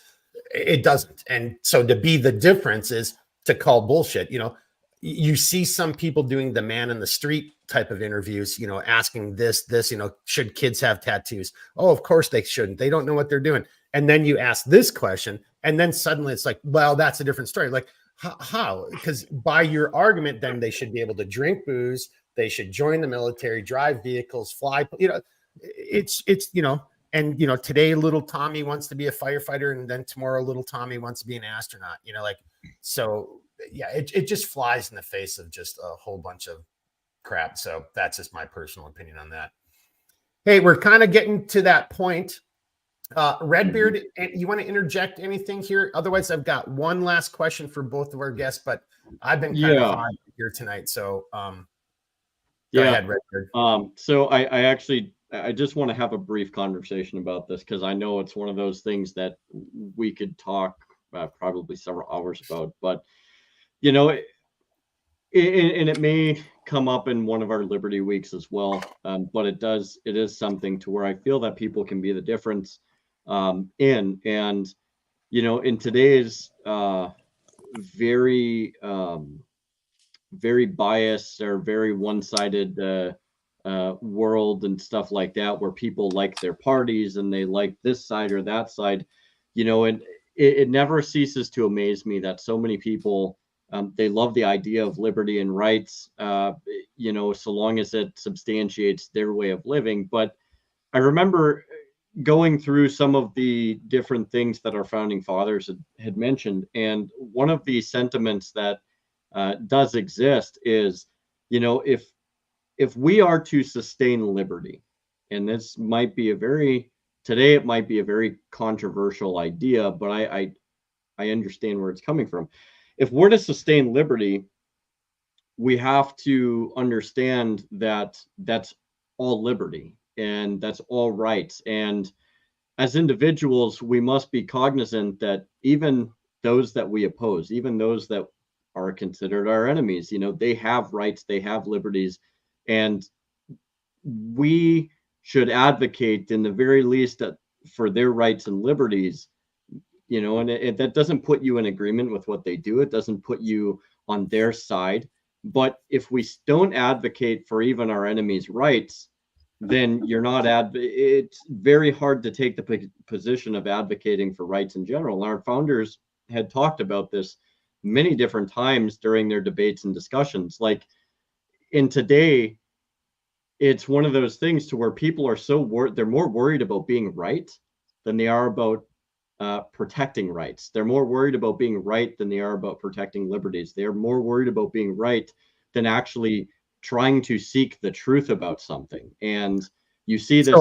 So, I have to just say this. I not disagree, but I think there's a nuance. It's not about being right. It's about winning. It's about winning. I have to win. You're saying being right. That's I think most. Well, people you can put a lot on there, but I mean, it is one of those things to where I think we get, so caught up at times to where, it's like, okay, you say you're for rights, but you're willing to throw your enemy to the wolves because you don't like who they are or what they're about. And that's fine. You can disagree, but we all have inalienable rights as human beings, and to stand by and watch them be violated, to me is immoral, and I would almost say abhorrent to the very notion of preserving rights or liberty. So I think we can make a difference in the very least being like, hey, like I don't like what this person does, but you cannot deprive them of their rights. You can't deprive them of their liberties because you think that this is the most expedient way to serve justice or whatever the case happens to be. I mean, it's a very inherent thing, but you don't see many people doing that anymore. And I'm interested to see, what Pat thinks about that and what DB thinks about that, because I think there's a conversation here. So if you look in the YouTube comments, Paul, I think that's our buddy Paul, right? Yeah. Yep. He actually demonstrated. I don't think that's. Or is that not the same Paul? Paul? That's some. Yeah, that's maybe not, different Paul. Yeah. Either way, Paul, Okay. Paul, the listener, he mentioned he kind of demonstrated your point, and maybe I'm reading too much into it, but he said gender affirming care is child abuse, period, must be an adult. That implies, hey, one, we're setting a standard, right?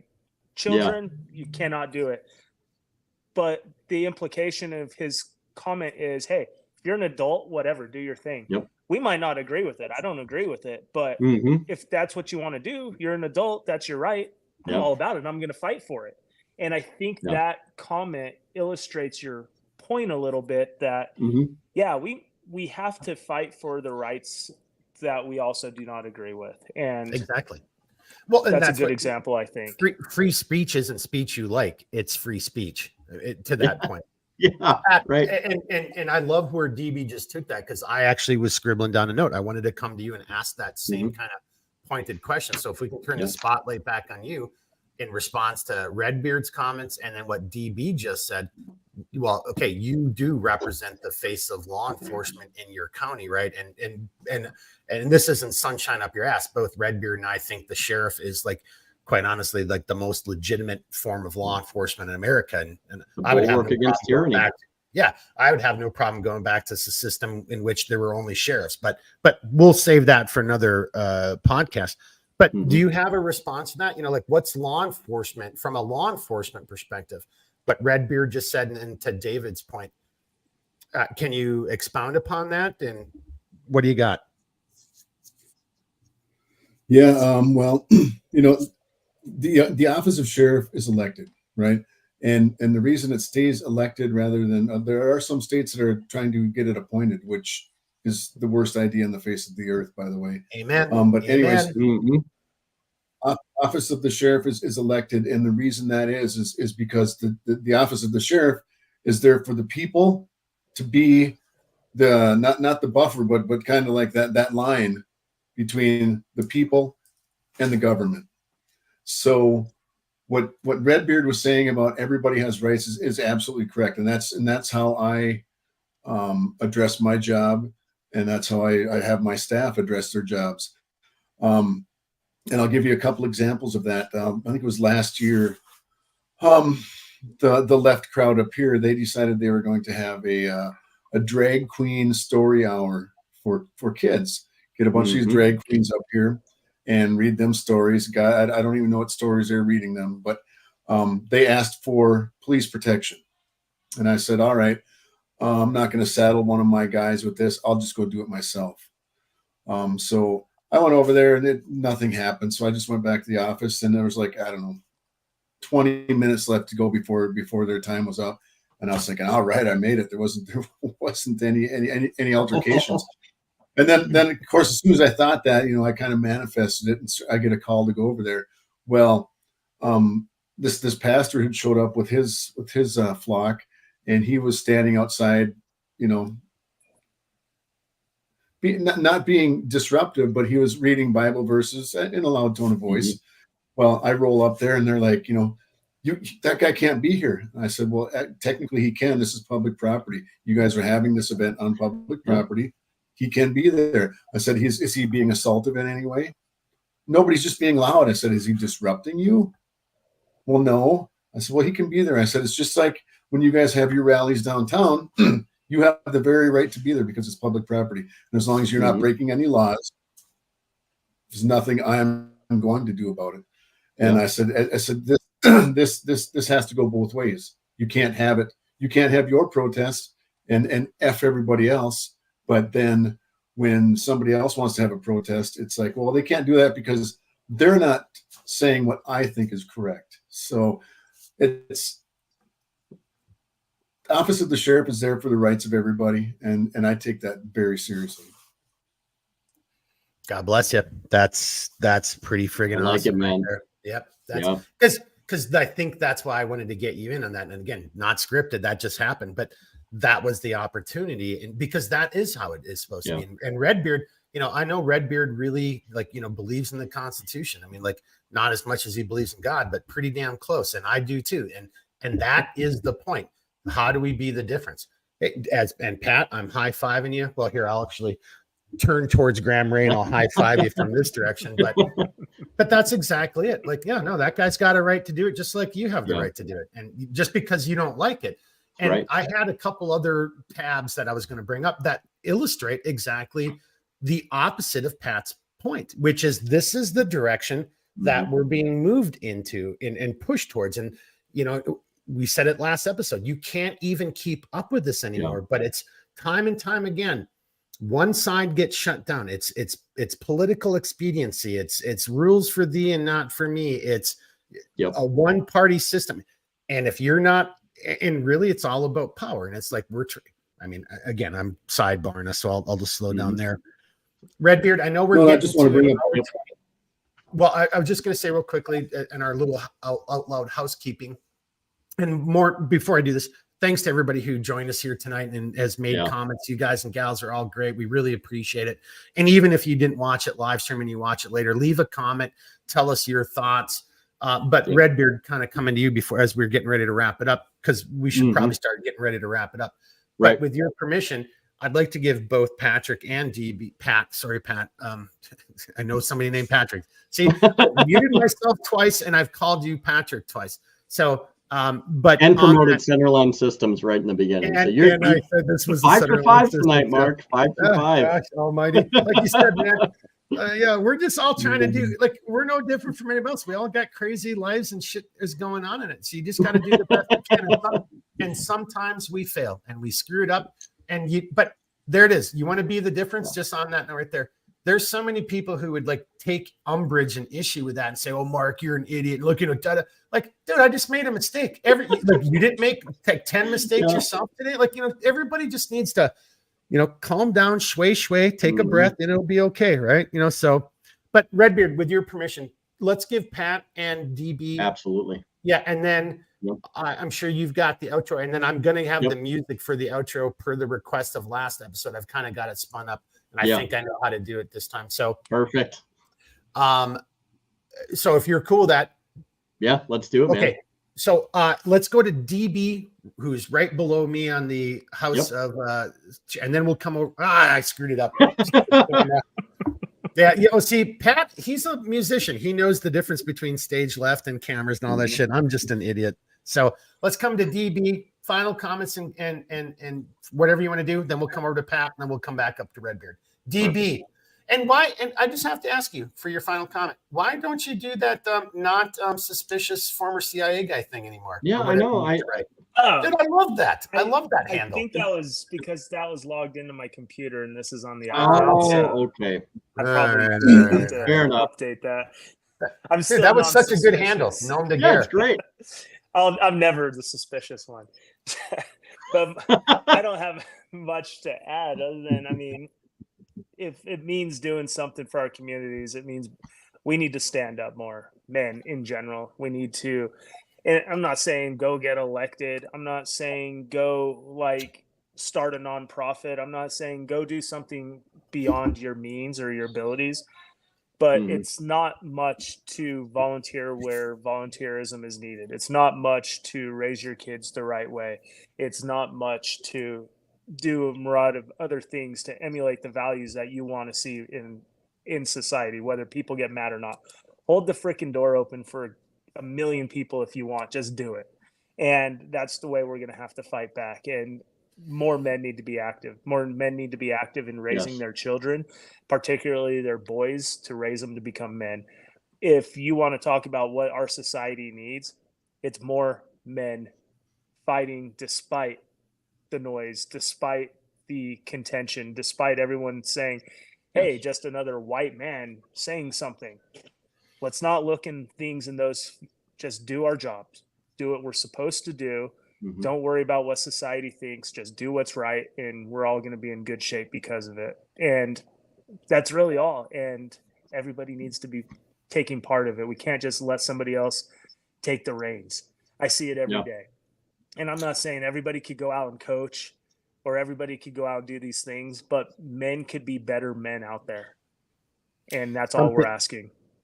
So on that point, something Redbeard and I have talked about, is like you're doing it even when no one's looking. And it doesn't matter if it wins the fight, because you don't know what's going to win the fight. That, what you just said, that might be the thing that helps change somebody else's mind, which changes somebody else's mind, which moves the ball forward. So you just got to do what's right. Plain and simple. Thank you very much. Pat, coming over to you, we got Angry Viking, who's actually joined us for a couple podcasts now. We don't really know the gentleman, but he's been here. He's always made some great comments. I don't want to derail from your last comments, but maybe an addition to whatever you want to say. But what I don't know if I think he may have misunderstood. Sheriffs are elected. Like he's saying, if sheriffs aren't give your final comments. Yeah, I was actually going to bring that up because I saw the comment come up, and I think what he's saying is that if they aren't elected, and I'm going to say this tongue in cheek, and this offense to my police chief friends out there anywhere, okay? But chiefs of police. You can offend them. Police chiefs are basically the bitch of the city council and the mayor because they are appointed. If I see Redbeard, I need the editing software. That's our little, what are those things called on YouTube? Those little reels. That's our reel right there. Oh, that's great. Continue, sir. Chief, but you aren't. And then the response was, "He ain't wrong. He ain't wrong." No, I know a lot of police chiefs, and they're all great guys, and they're doing it for the right reasons. But when push comes to shove, and the city council and the mayor come in and say, "Hey, we want this change." You can look at Minneapolis for that example, right? We want this change, and you're going to do it, or we're going to find somebody else. Yep. You don't have a choice. If the county board came to my office and said, "Hey, we want you to change this, and if you don't do it," I'd be like, "Then what? What are you going to do?" Because you're but the golden thing about being a sheriff is they're not my boss. I only have one boss, and that is the citizens of Cook County. So I mean, if they don't like what I'm doing, they can vote me out after my term is up. That's fine. But nobody else can tell me what to do, which is nice. That's the way I guess it should the be. last That's thing the way it should be. Yeah, and the last thing I guess I would say, getting back to the original point of the conversation, is that when I get a new deputy in and they're sitting down with me for the first time, I just tell them that you treat everyone with the same amount of respect that you would expect in a similar situation, which basically means if they're being forthcoming and they're being polite to you, you're going to be the same way to them. If they're going to be an asshole to you, well, then you do what you feel you need to do after that. But you as long as it's constitutional. Exactly. Yeah. But yeah, you Can I just sorry, I didn't want to I don't want to ambush you or anything, but I just got to interject this because I know Redbeard and I feel the same way. Look, I have no problem with like hard-nosed policing. Like I grew up, Pat, you know the deal. We grew up with that stuff. But when you see cops break the law just to be assholes, that's where it's not cool. And I know that's not what you're saying. So I just wanted to throw that out for anybody who watches. It's like, that's not what you're saying. I have zero problem with a cop flexing some muscle when somebody's like pushing it and it's constitutional. Like, no, I've got all the reasons to suspect you and da. Yeah. But when somebody's just being a citizen walking down the street and you're like throwing them up against the wall, because that's where it's wrong. Right. Yeah. And that goes back to the difference between sheriffs and deputies and city cops. So in my humble opinion, but continue, sir. Well, yeah, I mean, it's like I said, you treat people with the same amount of respect that they're showing you. And that doesn't mean that just because they're an asshole, you're going to throw them on the ground, but you're probably going to change your tactics a little bit when you're trying to deal with them. Mm-hmm. Yeah. Right on. Hey, so we kind of got a little bit sidebarred there, which is good. Yeah. Let's start with Pat and go to DB. Final comments, ways to, Pat, if you want to plug your band or that, the charity group band or plug Cook County Sheriff or try to like convince people why in the hell they should visit Cook County, because they should, because you're the sheriff and it's a beautiful part of the world. I mean, that's just my little, let's kind of go back full circle. Final comments, any plugs you want, and then we'll come over to Redbeard for his final comments. And his always stellar award-winning, almost makes me cry, chokes me up, fucking outro. All right, Pat. I will just end this saying that if you know of any law enforcement officers who are looking to work in the most beautiful place, not just the country, but the world, you send them to Cook County. We are actively recruiting. If you love the wilderness, if you love hunting, you love fishing, you love hiking, snowshoeing, skiing, snowmobiling, whatever, we have it all. Biggest freshwater, the largest freshwater lake in the world. Absolutely, and also with the band, we're called the Minnesota Brass Holes. I think it's MN Brass Holes on Facebook. If you work for or somebody who works in public service. And I should have said before, it's not just firefighters, police, EMTs, paramedics. It's also military families as well. If you know somebody who's having a tough time and they need a little extra ching in their pocket and you want to organize a fundraiser, you give us a call, get a hold of us on Facebook. We will come and do it for free. That's fucking awesome. That is being the difference right there, sir. Again, not trying to blind anybody. Hats off to you. That's awesome. That's awesome. DB.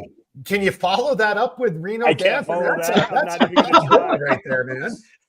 I'm going to be looking up Cook County in a few minutes. Though, I'll tell you that much. It sounds amazing.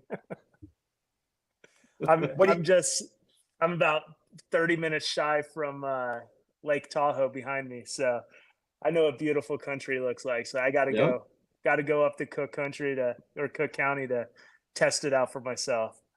There you go. I'm just going to point of personal privilege. Redbeard knows this, and I don't think we've really talked about this too much on the podcast. I was really looking at moving out of state this year, and I was looking very seriously at Utah and South Carolina. And I just can't leave Minnesota, as much as it sucks to be here, and our tax code and our politics. But it's not the politics of the country; it's the politics of Duluth and Minneapolis, St. Paul. Yeah. Who think we're all smelly, stupid people. I believe Walt said rock farmers. Did he? Well, it was rock farmers, wasn't it? Yeah. But at the end of the day, I'm going to have to stay in Minnesota. I'm just going to probably move to the west central part of the state. But look, Pat's not wrong there. I mean, it's that thing that's in my blood that I can't let go of, which is like, really, dude.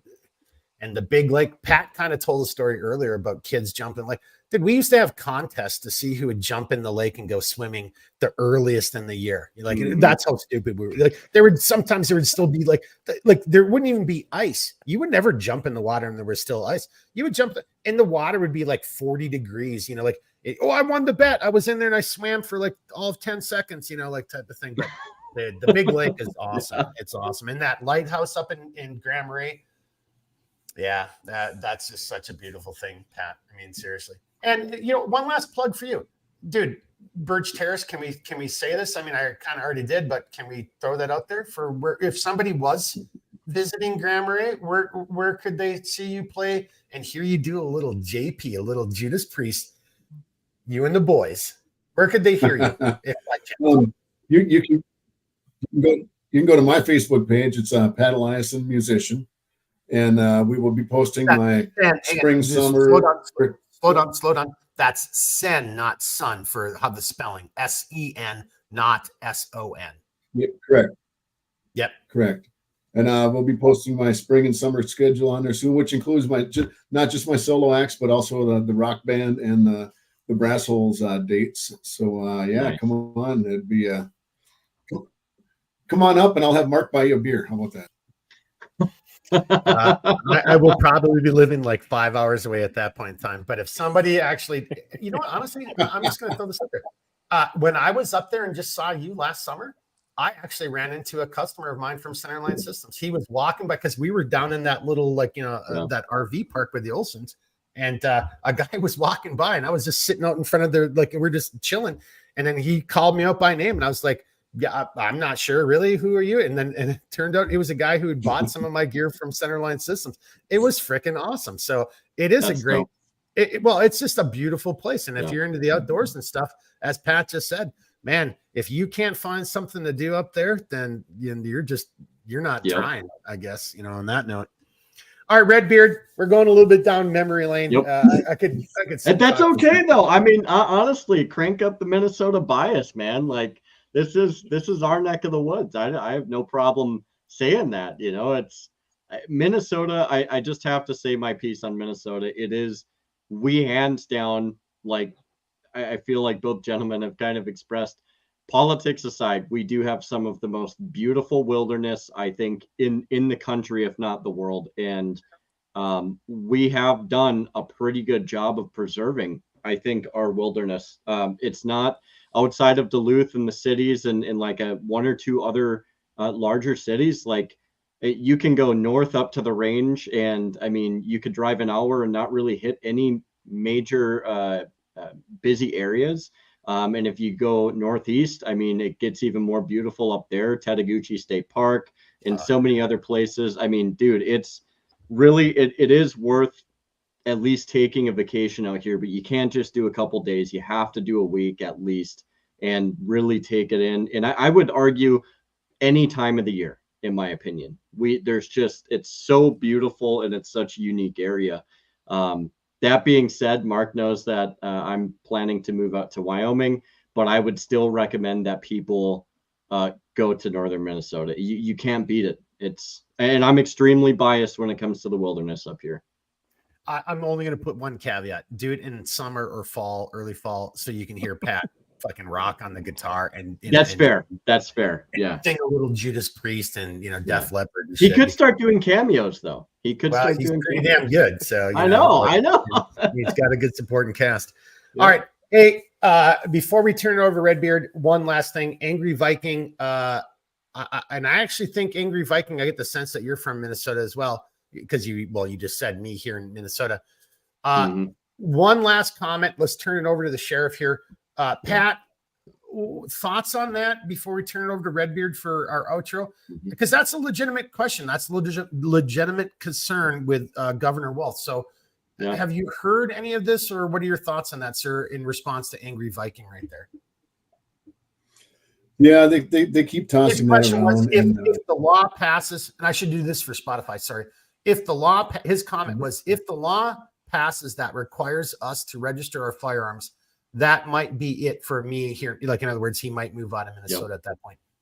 Your thoughts on that, sir? Well, I mean, they've kind of already started that. I mean, we're at the sheriff's office. We're not going to go around to everybody's house, even if they pass that law. We're not going to go around to everybody's house and make sure you've registered your firearms. Okay, we're not doing that. But they've already started with straw sales and private sales that you. So if I had a gun and I wanted to sell it to Redbeard, we would have to go through all of the BCA paperwork, serial numbers, the whole damn thing. Where a couple of years ago, if I wanted to buy a gun from somebody, just go buy it from them. So quick timeout. I actually, per our previous thing, I talked to some of my friends who sell guns, FFLs, and everybody's confused because no one actually could come back and actually say that is indeed the law and that's been implemented. Everybody is still like, well, I'm not 100% sure if that's the truth or not. So I don't know if they're just misguided or if it just is that amount of confusion.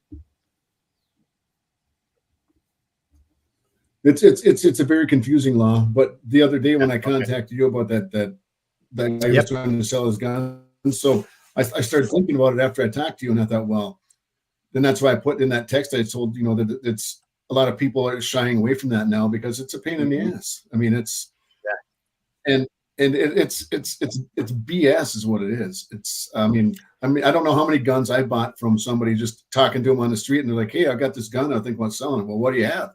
Well, hey, I'd like to have that. Bing, bang, boom. Well, if you don't mind, and of course,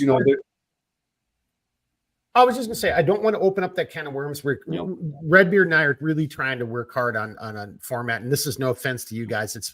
We have to get better at trying to, because everybody's you guys are such great guests, and the people who are watching, listening are such great people.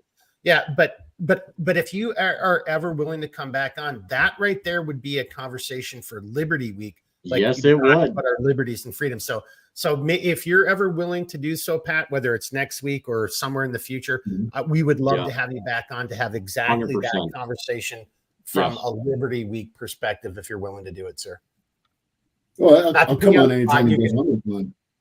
Oh, fantastic. Well, except when you're working, or playing music or whatever, except for when you're working or playing music. Well, I'll just set the cell phone on my mic stand and we can talk while I'm playing. Oh, there we go.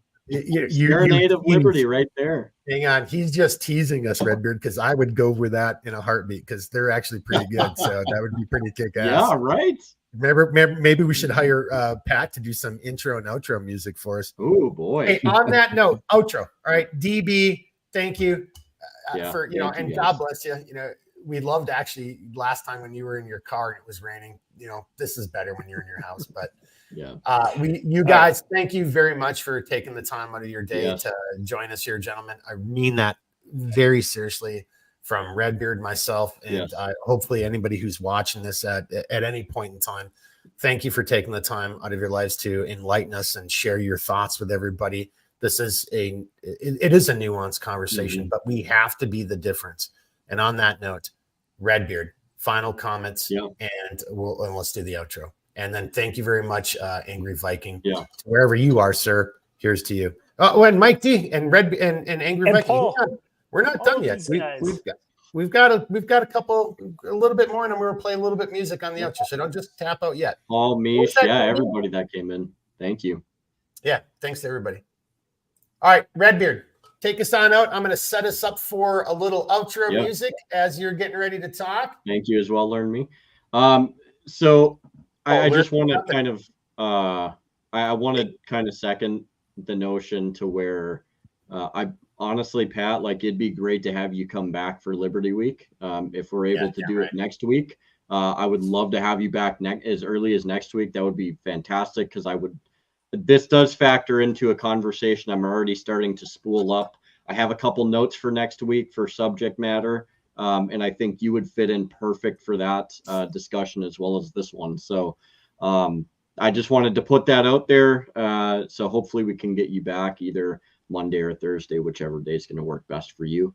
But on that point, I got nothing else, man. So I'll take us out on our outro if you're ready, Mark. I am bringing it up right now. And drive on, sir. Here comes the music. All right.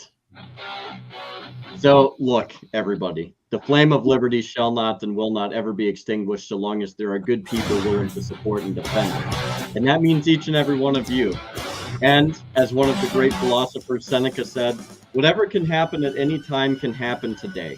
And that means if you're sitting there and you're thinking about something and how to make a difference, you can start right now. You don't have to wait.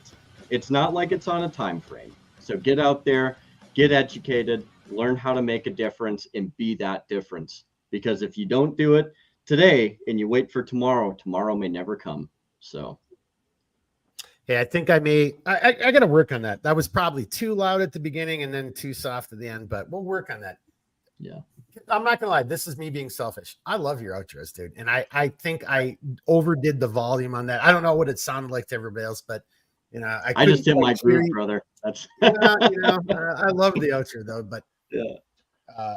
Hey, one more time, seriously, to everybody watching, we really appreciate your time. You're taking the time out of your lives to listen to us knuckleheads. The fight isn't over at all, and you are the resistance. And to our guests, Pat and DB, yes, Pat, thank you, gentlemen. Long time, what do they say?